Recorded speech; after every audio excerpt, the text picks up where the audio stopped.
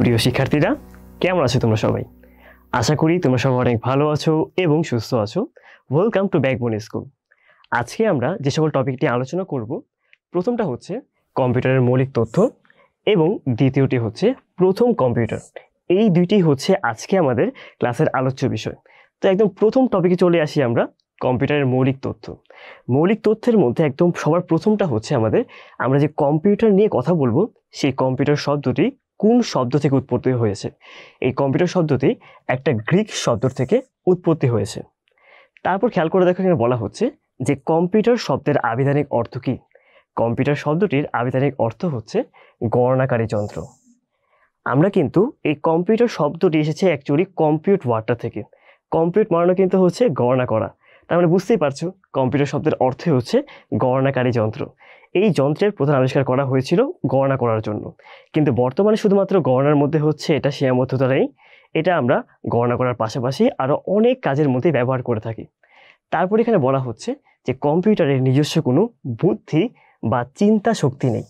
Computer কিন্তু নিজের থেকে কোনো কাজ করতে পারে না। আমরা কম্পিউটারকে হচ্ছে কোনো ধরনের আদেশ দিব, তার উপর ভিত্তি করেই কম্পিউটার হচ্ছে কাজগুলো করবে। এই কারণে বলা হচ্ছে কম্পিউটারের নিজস্ব কোনো বুদ্ধি বা চিন্তা শক্তি নেই। তো তোমাদের কিন্তু পরীক্ষায় একটা কোয়েশ্চেন আসতে পারে যে কম্পিউটারের আইকিউ কত, তখন অ্যান্সার হয়ে যাবে হচ্ছে 0, কারণ কম্পিউটার নিজের চিন্তা দিয়ে কোনো কিছুই হচ্ছে করতে পারছে না। তারপর এখানে খেয়াল করে দেখো, বলা হচ্ছে যে কম্পিউটারের গতি প্রকাশ করা হয় ন্যানো সেকেন্ডে। আমরা কিন্তু যখন কিনা কোনো একটা কাজ করি, সাপোজ তুমি গাড়ি চালাচ্ছ, তখন সেটা প্রকাশ করা হয় তুমি কত কিলোমিটার আওয়ারে যাচ্ছ বা কত মাইল আওয়ারে যাচ্ছ। কিন্তু কম্পিউটার যখন কাজ করে তখন কিন্তু মাইল বা আওয়ার বা ঘন্টা এগুলো প্রকাশ করা হয় না, তখন সেটাকে প্রকাশ করতে হয় ন্যানো সেকেন্ডে। 1 ন্যানো সেকেন্ড মানে কত জানো? যদি হচ্ছে আমরা 10⁻⁻9 নেই, সেটাকে বলা হয়ে থাকে হচ্ছে 1 ন্যানো সেকেন্ড। ওই ন্যানো সেকেন্ডের হিসাবে আমরা কম্পিউটারের গতিকে হচ্ছে প্রকাশ করতে পারি। তারপর এখানে বলা হচ্ছে পুনরাবৃত্তিমূলক কাজের মধ্যে কম্পিউটারকে হচ্ছে বেশি ইউজ করা হয়। যেই কাজগুলো রিপিটেটিভ, পুনরাবৃত্তিমূলক কাজ, ওইগুলোর মধ্যে সাধারণত আমরা কম্পিউটারকে বেশি ব্যবহার করে থাকি। তারপর এখানে বলা হচ্ছে যে কম্পিউটার কিন্তু ছিল একটা গণনাকারী যন্ত্র, এবং বিশ্বের প্রথম গণনাকারী যন্ত্র ছিল হচ্ছে অ্যাবাকাস। এই অ্যাবাকাস থেকেই পরবর্তীতে আরও অনেকগুলা গণনাকারী যন্ত্রের আবিষ্কার হয়েছিল, এবং তারই মধ্যে একটা হচ্ছে কম্পিউটার, যার পরিপ্রেক্ষিতে কম্পিউটার আজকে এই পর্যায়ে এসে পৌঁছেছে। তারপর আমরা যেটা নিয়ে জানবো সেটা হচ্ছে পৃথিবীর একমাত্র এবং প্রথম কম্পিউটার জাদুঘর কোথায় অবস্থিত। সেটা হচ্ছে অ্যাটলান্টা, যুক্তরাষ্ট্রে অবস্থিত।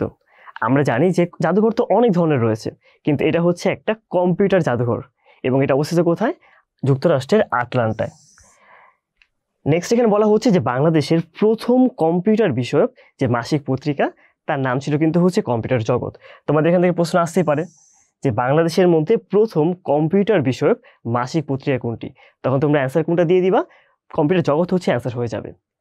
বাংলাদেশে সফটওয়্যার প্রস্তুতকারী যে সংগঠন রয়েছে একটা, সেটার নাম হচ্ছে বেসিস। এটা কি? এটা হচ্ছে বাংলাদেশের সফটওয়্যার প্রস্তুতকারী একটা সংগঠন। নেক্সট, দৃষ্টিহীনদের জন্য একটা বাংলা সফটওয়্যার তৈরি করা হয়েছিল, এবং বাংলাদেশের মধ্যে প্রথম দৃষ্টিহীনদের জন্য যে সফটওয়্যার তৈরি করা হয় সেটার নাম হচ্ছে আইসাইট। দেখতেই পারছো এখানে কিন্তু তোমাদের অনেক ধরনের ইনফরমেশন দেওয়া আছে, এবং এগুলোর থেকেই পরীক্ষার মধ্যে তোমাদের কোয়েশ্চেন আসবে। সরাসরি কোয়েশ্চেন করতে পারে যে দৃষ্টিহীনদের জন্য প্রস্তুতকৃত প্রথম কম্পিউটার সফটওয়্যার কোনটি, দেন 4টা অপশন দিয়ে দিল, তোমরা এখান থেকে বেছে নিবা। অথবা উল্টাও আসতে পারে যে বললো আইসাইট কি, এটা কি কম্পিউটার সফটওয়্যার নাকি হচ্ছে কম্পিউটারের অন্য কোনো হচ্ছে হার্ডওয়্যার বা অন্য কোনো অপশন দিয়ে দিল, তখন কিন্তু আমাদের অ্যান্সার দেওয়া হবে কোনটা? আইসাইট হচ্ছে বাংলাদেশের প্রথম একটা বাংলা সফটওয়্যার, এবং এটা তৈরি করা হয়েছিল দৃষ্টিহীনদের জন্য। দেন কম্পিউটার তৈরি করার সময় তার মেমোরিতে যে প্রোগ্রামগুলোকে স্থায়ীভাবে হচ্ছে আমরা সংরক্ষণ করি, সেই স্থায়ীভাবে সংরক্ষিত প্রোগ্রামগুলোকে বলা হয়ে থাকে হচ্ছে ফার্মওয়ার্ক। এটাও ঠিক আগের মতো কোয়েশ্চেন আসতে পারে। একটা হতে পারে যে ফার্মওয়ার্ক কি, অথবা উল্টা কোয়েশ্চেন হতে পারে যে মেমোরির মধ্যে যে প্রোগ্রামগুলো স্থায়ীভাবে সংরক্ষণ করা হচ্ছে সেগুলোকে আমরা কি বলতে পারি। দেন আমরা এখানে একটা গুরুত্বপূর্ণ একটা এমসিকিউ দেওয়া আছে যে সাধারণত মাই ডকুমেন্ট এটার অবস্থান হচ্ছে সি ড্রাইভের মধ্যে। আমাদের একটা কম্পিউটারের মধ্যে কিন্তু অনেকগুলো ড্রাইভ থাকে, যেমন C drive, D drive or E drive, এই টাইপের অনেক ড্রাইভ হওয়া পসিবল, এবং ওই সবগুলো ড্রাইভের মধ্যে সাধারণত মাই ডকুমেন্টের অবস্থান হচ্ছে সি ড্রাইভের মধ্যে। এবার আমরা এই মৌলিক যে তথ্যাবলীগুলো রয়েছে কম্পিউটারে সেগুলোর থেকে কিছু গুরুত্বপূর্ণ তথ্যাবলী দেখে নিব যেগুলো থেকে আমাদের পরীক্ষায় কোশ্চেন আসতে পারে। একদম প্রথমটা হচ্ছে কম্পিউটারের জনক কে? কম্পিউটারের জনক হচ্ছে চার্লস ব্যাবেজ। তিনি কি করেছিলেন? তাকে কেন কম্পিউটারের জনক বলা হয়? তিনি একটা হচ্ছে যন্ত্রের চিন্তা করেছিলেন যেখানে গণনা করা যাবে, তার পাশাপাশি গণনা করার পর তার যে গণনা করা হয়েছে সেই ফলাফলটাকেও মেমোরিতে সংরক্ষণ করা যাবে। এটা কিন্তু তার সময়ের খুবই একটা অ্যাডভান্স চিন্তা ছিল। তাকে তখন কেউ পাত্তা দেয়নি, কিন্তু তার যে চিন্তাধারা তার উপর বেস করেই পরবর্তীতে আমাদের কম্পিউটার তৈরি করা হয়েছে। কম্পিউটারের যে ধারণা এটার একদম বেসিক ধারণাটা তিনি প্রদান করে গিয়েছিলেন। এই কারণে কম্পিউটারের জনক বলা হয়ে থাকে হচ্ছে চার্লস ব্যাবেজকে। কিন্তু মনে রাখা দরকার, যদিও কম্পিউটারের জনক চার্লস ব্যাবেজ, আধুনিক কম্পিউটারের জনক কিন্তু চার্লস ব্যাবেজ না। এই ক্ষেত্রে আধুনিক কম্পিউটারের আরেকজন জনক রয়েছে। তার নাম কি? তার নাম হচ্ছে জন ভন নিউম্যান। তিনি হচ্ছে আধুনিক কম্পিউটারের জনক। তো বুঝতেই পারছো আমাদের পরীক্ষার মধ্যে কিন্তু তোমাদের এগুলো দিয়ে কনফিউজ করে ফেলবে। আসতে পারে কম্পিউটারের জনককে, অথবা আসতে পারে আধুনিক কম্পিউটারের জনককে। আধুনিক থাকলে একটা হবে, আধুনিক না থাকলে হচ্ছে আরেকটা হবে। তারপর এখানে বলা হচ্ছে যে মাইক্রো কম্পিউটারের জনককে। মাইক্রো কম্পিউটার সম্পর্কে তোমরা পরবর্তীতে জানবা যখন আমরা কম্পিউটার প্রকারভেদ নিয়ে বলবো, কিন্তু এখন জেনে রাখো যে মাইক্রো কম্পিউটারের জনক হচ্ছে এইচ এডওয়ার্ড। এবং এখানে দেখতে পাচ্ছ যে প্রথম প্রোগ্রামার হচ্ছে অগাস্টা ল্যাভলেস। তো তোমাদের পরীক্ষার মধ্যে এগুলা থেকে হচ্ছে কোশ্চেন আসবে যে প্রথম প্রোগ্রামার কে, প্রথম লেডি প্রোগ্রামার কে, অথবা কম্পিউটারের জনক কে, মাইক্রো কম্পিউটারের জনক কে। এগুলা তোমাদের এই জন্য গুরুত্বপূর্ণ তথ্যাবলীর মধ্যে আনা হয়েছে এবং এগুলা থেকে প্রিভিয়াস ইয়ারেও তোমাদের কোশ্চেন এসেছিল। তারপর এখানে বলা হচ্ছে যে বাংলাদেশে ই পাসপোর্ট চালু করেছিল 119তম দেশ হিসেবে।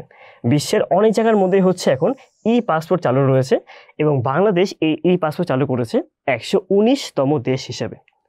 দেন আমরা কিন্তু বর্তমানে অনলাইন যে ক্লাস করি প্রায় সময় হচ্ছে আমরা জুম অ্যাপটা হচ্ছে ইউজ করে থাকি, এবং এই অ্যাপের মধ্যে আমাদের সর্বোচ্চ 100 জন থাকা পসিবল এবং সর্বোচ্চ টাইম লিমিট হচ্ছে এখানে 40 মিনিট। যদি 40 মিনিটের বেশি হয়ে যায় তখন অটোমেটিকলি হচ্ছে আমার এই ভিডিওটা হচ্ছে অফ হয়ে যাচ্ছে।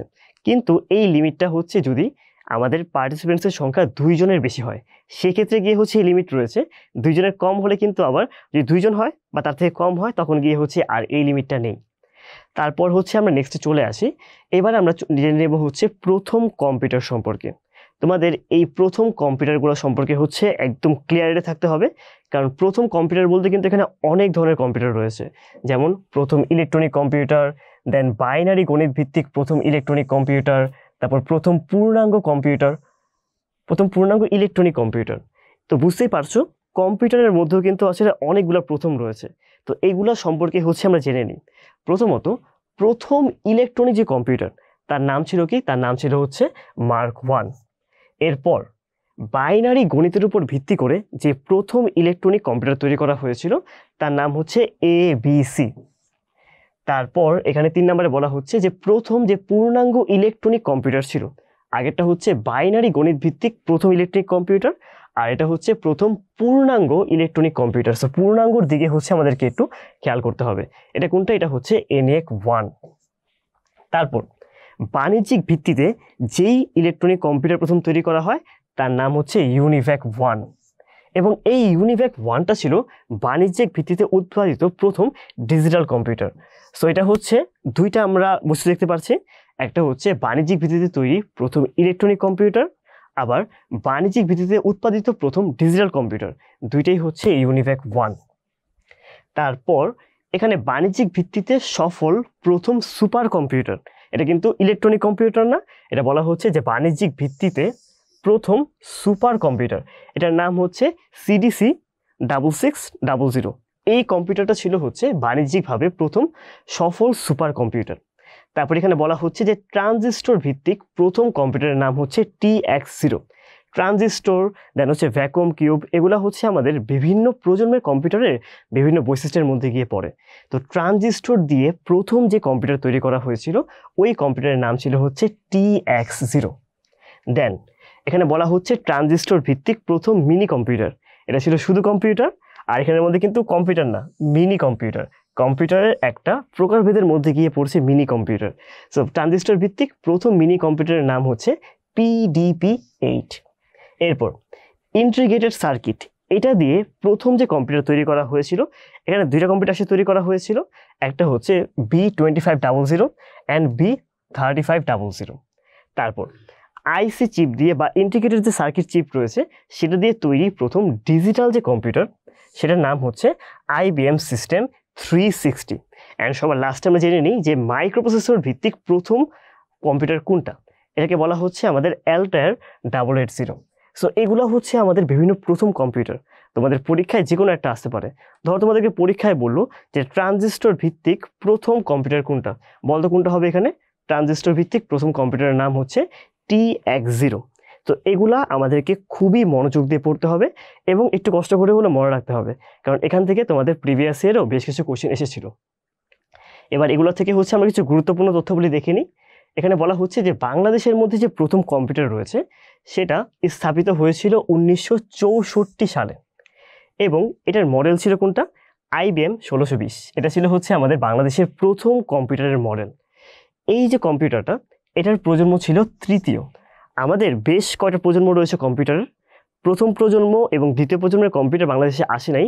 বাংলাদেশের প্রথম যে আমাদের কম্পিউটার এসেছিল সেটা ছিল তৃতীয় প্রজন্মের এবং এটা স্থাপিত হয়েছিল 1964 সালে। দেন আমাদের এখানে ধরন নিয়ে বলা হচ্ছে, এখানে বাংলাদেশের মধ্যে প্রথম কম্পিউটার আনা হয়েছিল সেটার ধরন ছিল, এটা হচ্ছে একটা মেইন ফ্রেম কম্পিউটার। তোমরা পরবর্তী ভিডিওতে দেখবা যে কম্পিউটারের মধ্যে বিভিন্ন প্রকারভেদ রয়েছে, যেমন super computer, mini computer, micro computer, main frame computer. So ওইগুলোর মধ্যে একটা প্রকারভেদ হচ্ছে মেইন ফ্রেম কম্পিউটার। বাংলাদেশের মধ্যে প্রথম যে কম্পিউটার স্থাপন করা হয় সেটা ছিল একটা মেইন ফ্রেম কম্পিউটার। দেন বাংলাদেশে তৈরি ল্যাপটপের নাম হচ্ছে দোয়েল। এটা বাংলাদেশে তৈরি প্রথম ল্যাপটপ, যেটা 2011 সালে কি করা হয়েছিল? তৈরি করা হয়েছিল। তারপর বলা হচ্ছে যে বাংলাদেশের তৈরি একটা সার্চ ইঞ্জিন রয়েছে। সার্চ ইঞ্জিন মানে কি আমরা জানি? যার মাধ্যমে হচ্ছে আমরা ইন্টারনেট ব্রাউজ করতে পারি, সেগুলোকে বলা হয়ে থাকে সার্চ ইঞ্জিন। যেমন গুগল ক্রোম, সাফারি, এগুলোকে বলতে পারি হচ্ছে আমরা বিভিন্ন সার্চ ইঞ্জিন। তেমনিভাবে বাংলাদেশের মধ্যে প্রথম যে সার্চ ইঞ্জিন তৈরি করা হয়েছিল তার নাম হচ্ছে পিপিলিকা এবং এই পিপিলিকা 2013 সালে প্রথম তৈরি করা হয়েছিল।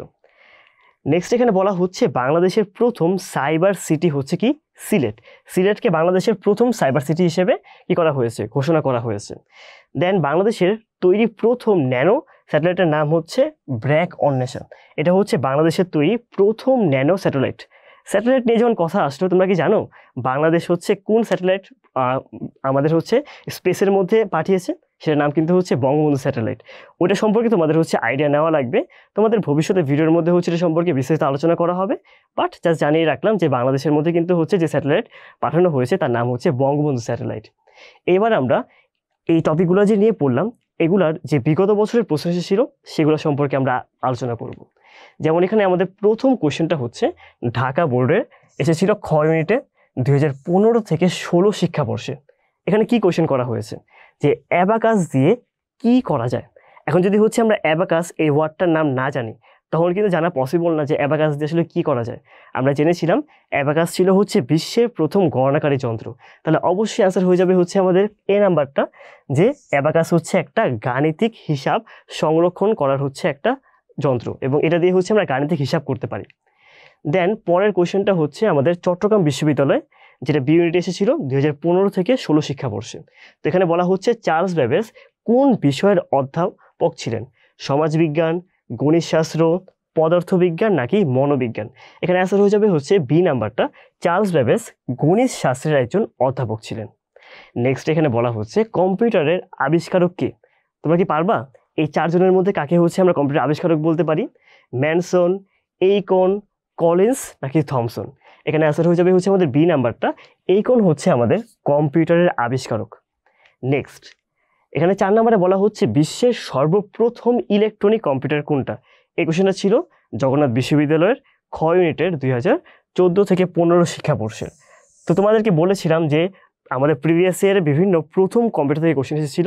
এই যে দেখতে পাচ্ছ এখানে যে বিশ্বের সর্বপ্রথম ইলেকট্রনিক কম্পিউটার কোনটা? এটা কি IBM, ম্যাকিনটোশ, ল্যাপটপ নাকি ENIAC? আশা করি তোমরা সবাই এটা পারবা। এটার অ্যান্সারটা অবশ্যই হয়ে যাবে হচ্ছে ডি নাম্বারটা, ENIAC হচ্ছে বিশ্বের সর্বপ্রথম ইলেকট্রনিক কম্পিউটার। আমাদের নেক্সট প্রশ্নটা এসেছিল ঢাকা বিশ্ববিদ্যালয়ের খ ইউনিটে 2011 থেকে 12 শিক্ষাবর্ষে। এখানে বলা হচ্ছে বাংলাদেশে তৈরি প্রথম ল্যাপটপ কোনটা? শাপলা, দোয়েল, যমুনা নাকি এ স্যার? আই হোপ তোমরা সবাই এটা পারবা। এটা অ্যান্সার হয়ে যাবে হচ্ছে বি নাম্বারটা। দোয়েল হচ্ছে বাংলাদেশে তৈরি প্রথম ল্যাপটপ। তো এগুলোই ছিল হচ্ছে আজকে আমাদের ক্লাসের কন্টেন্ট। তো আজকের ক্লাসে আমরা কী কী পড়ালাম? আজকের ক্লাসে আমরা বাংলাদেশ আমাদের কম্পিউটারের যে মৌলিক তথ্য রয়েছে সেগুলো সম্পর্কে আমরা আলোচনা করেছি।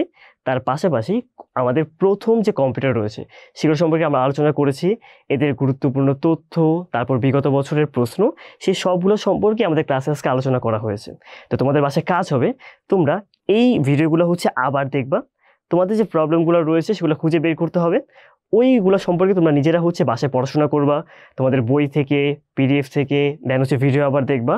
আই হোপ তাহলে তোমাদের এই টপিকগুলো সম্পর্কে পরীক্ষা যদি প্রশ্ন আসে তোমরা খুব সহজে অ্যান্সার করতে পারবা। তাহলে আজকের জন্য এতটুকুই, দেখা হচ্ছে পরবর্তী ভিডিওতে। ধন্যবাদ সবাইকে।